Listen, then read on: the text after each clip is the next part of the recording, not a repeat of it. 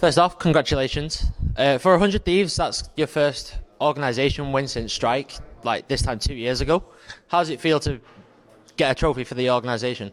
Feels great, first and foremost. Plus, I mean, I think it's my first win in trophy, I think ever. I haven't really won a big tournament in my career, so it's good to get that one under the belt. Throughout the game, we saw map 1 and 2 go quite touchy. How do you feel it went? Or what was the pivotal turning point in the tie, and then you found the confidence to go on and kind of steamroll map 3?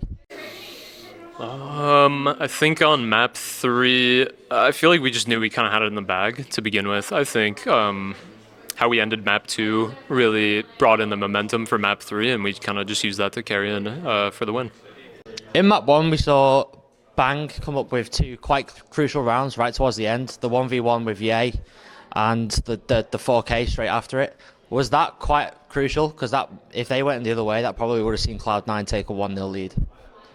I mean, yeah, they could have decided the map easily. Imagine, yeah, you got around the corner on the 1v1. Round could have looked different. Yeah, they're massive rounds. Couldn't have won the map without him. So that's quite a convincing win throughout the whole tournament. You've only dropped 2 maps. What does that say for your confidence and whereabouts you are in preparation for VCT at all? I think confidence-wise, we're at probably the highest we can be at the moment. I think in terms of VCT, the meta is going to change a little bit, so it's nice to have a win under our belts going into next year, but obviously the meta is going to change, so we can't get complacent. We still have to practice hard and work hard just like everybody else, and hopefully we can win more tournaments. For you, DDK, we've seen quite a few coaching changes happen at the organisation since you've come in 9 months ago. How do you feel you are now? Do you feel like you've got the winning recipe?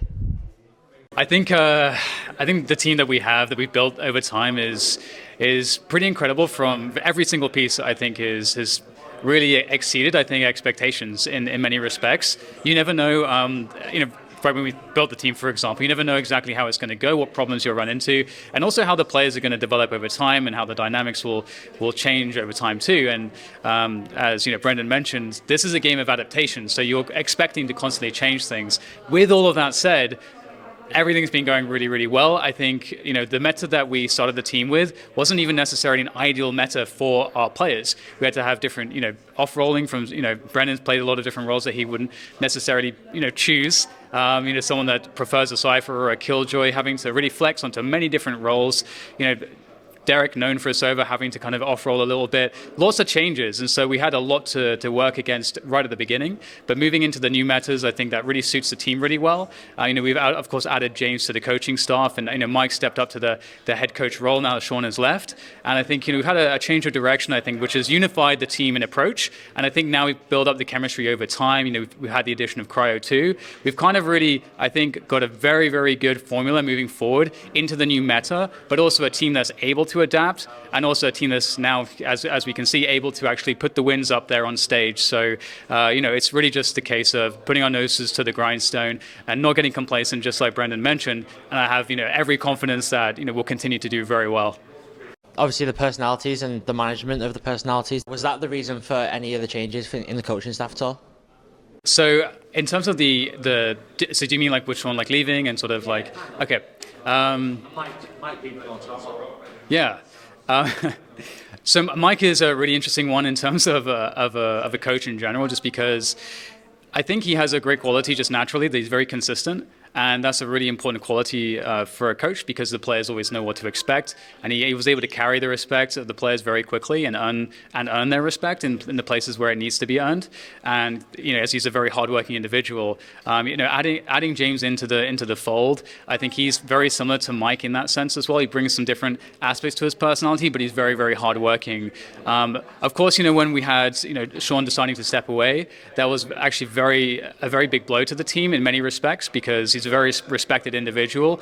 He vibed very well with the team too. I think everybody loved him, being around, and sort of the kind of vibe that he brought to the room was really, really powerful, as well as what he was able to bring to the server as well. But again, I think we've just managed to, with every personnel change, addition, we've tried to make sure that we guide it in the right way, so that it's going to be a fit. It's going to make sure that the culture stays not just intact, but gets a little bit better as we refine it over time. And I think the coaches are absolutely key, because the way that they carry themselves, the way that the interactions that they have with the players, that stuff is really important. It adds up day over day to make sure that the team is going to be able to get better over time. Because if you have someone that's really irresponsible in a position of authority, or somebody that's not taking things quite seriously or not working quite to the standard that maybe some of the players would expect, suddenly now you've got some issues. So we have the right role models in place in that sense.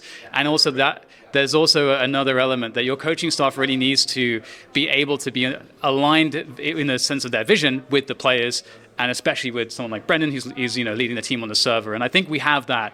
So I feel like we've really made sure that these kind of cornerstone principles are to make a successful team. I feel like we have that, and the coaching staff is absolutely key there. So I'm really happy with how it's going. It definitely seems to have proved successful.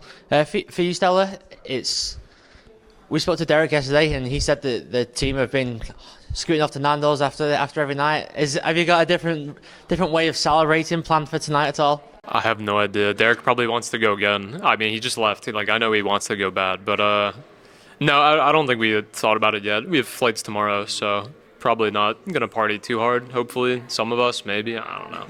But we'll enjoy it. Maybe we'll see what's open, get some food, get some rest, right?